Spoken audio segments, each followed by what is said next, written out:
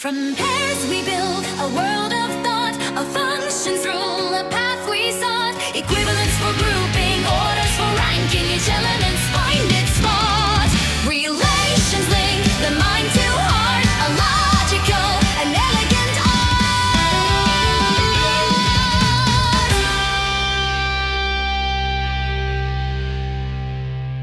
art. Previously, we introduced the notion of a binary relation in a general sense. In this section, we refined the discussion by investigating the conditions under which a relation qualifies as a function.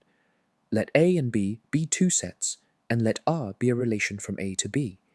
We say that R is entire, sometimes called total, if, for every element x in A, there exists some element y in B, such that the pair xy belongs to R. On the other hand, we say that R is functional if for each x in A and y1, y2 in B, whenever xy1 and xy2 are both in R, then y1 and y2 must be identical. A function is precisely a relation f from A to B that is both entire and functional. We write f colon, followed by an arrow from A to B, or f over an arrow from A to B, to denote such a function. For a pair xy in f, we write y equals f of x.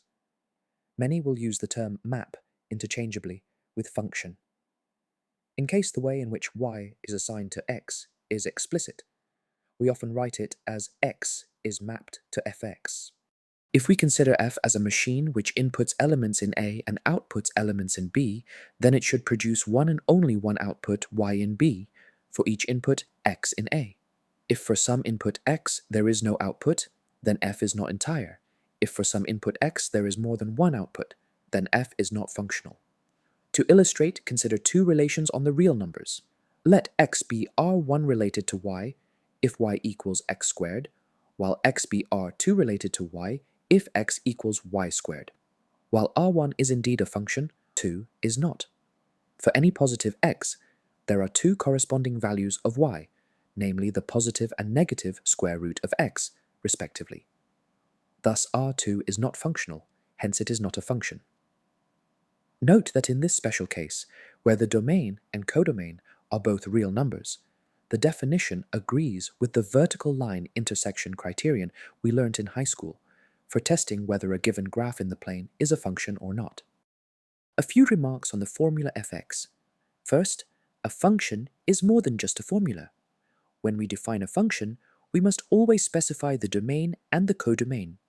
For example, two functions may both map x to x squared, but they are not the same function as their domains are different. Second, we may not always have an explicit formula for a function. That can make it harder to understand its quantitative behavior. Still, as long as the relation is entire and functional, it counts as a well-defined function, and we can often draw useful qualitative conclusions about it, even without an explicit formula.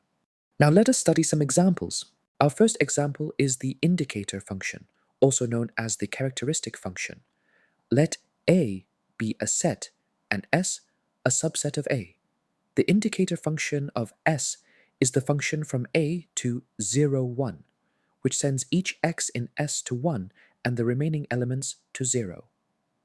The famous Dirichlet's function in analysis is of this category, which evaluates to 1 at each rational number and to 0 at any irrational number.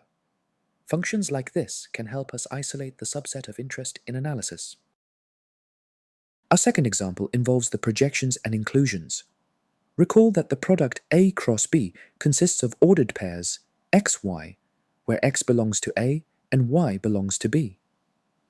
The projections π1, π2 are functions from A cross B to A and to B respectively, where for any ordered pair xy in A cross B, they return the first coordinate x and the second coordinate y respectively.